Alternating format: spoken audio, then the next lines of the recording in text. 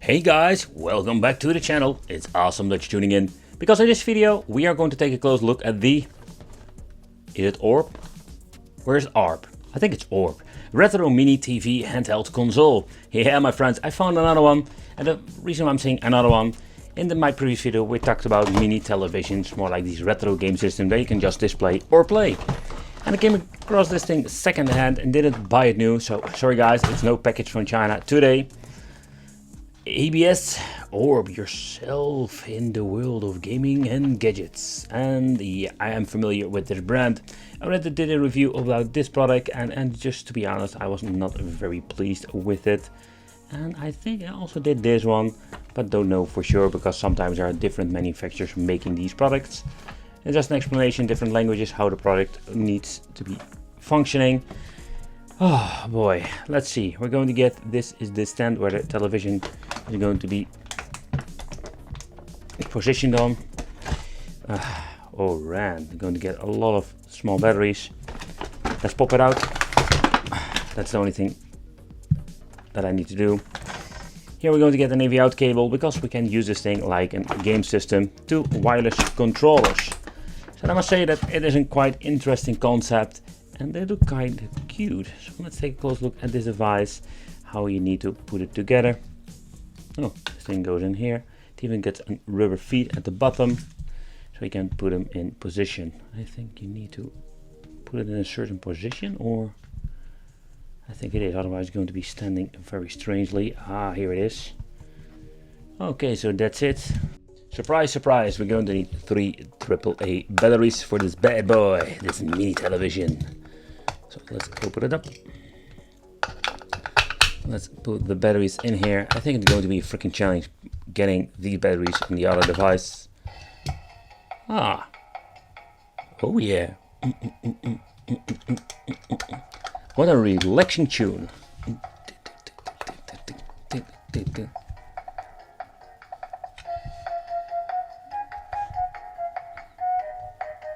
Okay, I must say that sound is really relaxing. Okay, so let's open up. So we're going to get this as the background song. Which one is play 1, play 2? Oh wait, there are 2. Yeah, there are 2 dots on here, so I'm going to need this one. Because in this video I'm just going to play by myself. Me, myself and I. I'm not very happy that they added these weird batteries. I'm very glad that the seller gave me these. Which cells are these? I don't recall. The LR44. Okay. Do you put them like this? I guess so. Alright. Yeah, it's working. Okay. And we're ready. Okay, so at the front we're going to get the knob, and the knob itself is for volume control. Both buttons over here, like the reset button, and that's it, my friends. That's the only thing. Okay, so I'm just going to put the controller 2 over here. Let's see, let's see how responsive this thing is. No, 1 player. Thank you. So what you're going to get are a lot of weird games. Shark Thunderman.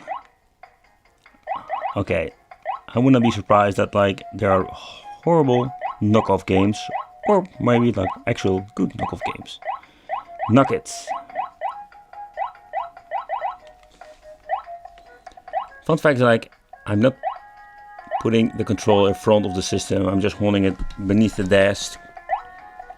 And the distance that you can use these things are quite interesting, very good. But are all games like puzzle games, weird homebrew games. F-22. Okay, so F-22 is a familiar game. I've seen these on mini arcade machines. I'll boot it up to show you. It's like shoot 'em up. Pretty basic, but a lot of fun. Alright, so let's boot it up.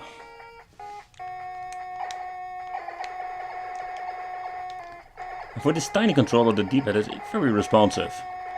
So let's be honest guys, so this is not a product you're going to buy for playing some retro games, or I wouldn't. This is just like a really fun collectible to play a game like mini arcade machines. If you're having like this maybe figurine collection, it's fun to put between your statues or something like that.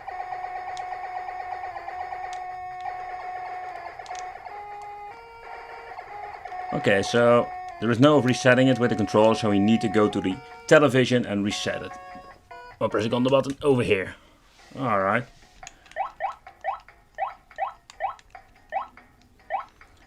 Cut fruit. Oh, interesting. Yep, I have seen all of these games before. And these are more like the 16-bit stylish games. Did I actually like cut the fruit or what? Oh yeah. But don't cut the bombs. Yeah. Where did we see this before? Game called Superhero. How creative are you with the naming? Oh, I played this weird game. You're driving car, fighting wave blasts and enemies. It can't get more wickeder than this. And collecting the stars. Oh, now I'm getting out of my car. I just need to push everything. Okay. And you know what is really wicked? That we're going to connect a mini television on a television. I'm just going to be honest. So my first impression is that the video quality is not that bad for this mini television. Let's try some games. UFO. Alright, let's boot it up.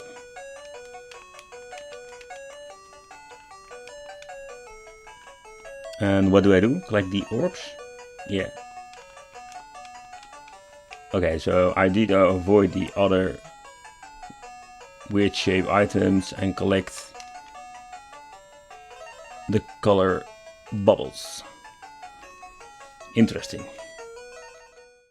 But I've been looking through the list if I can find some really good knockoff. Not this Tetris version, you know, like the Tetris game, something they rip off every single multi-game card or whatsoever.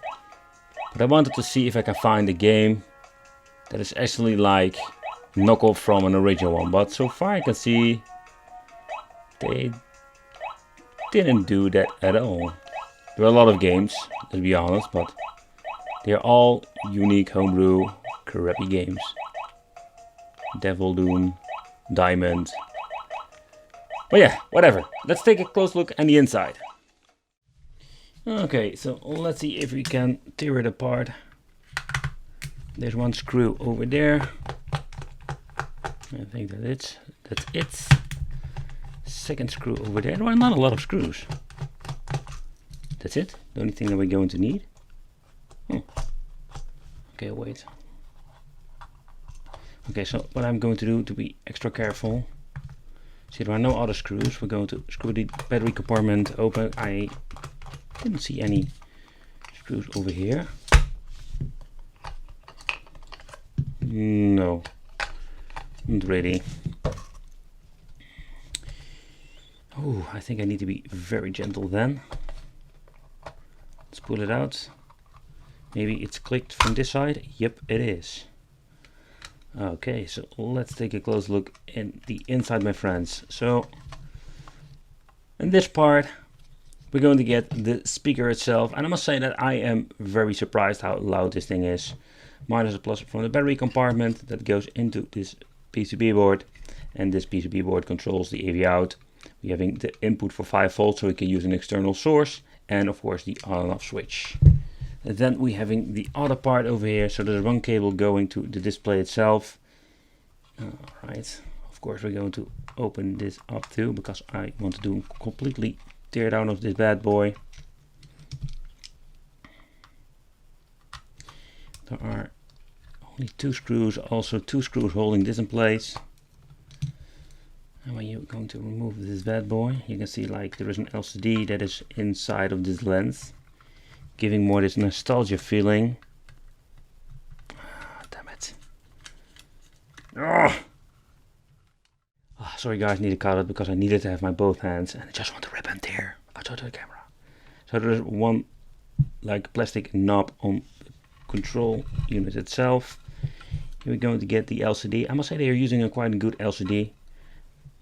And let's see whether the production date is 2018, but I'm not curious about this.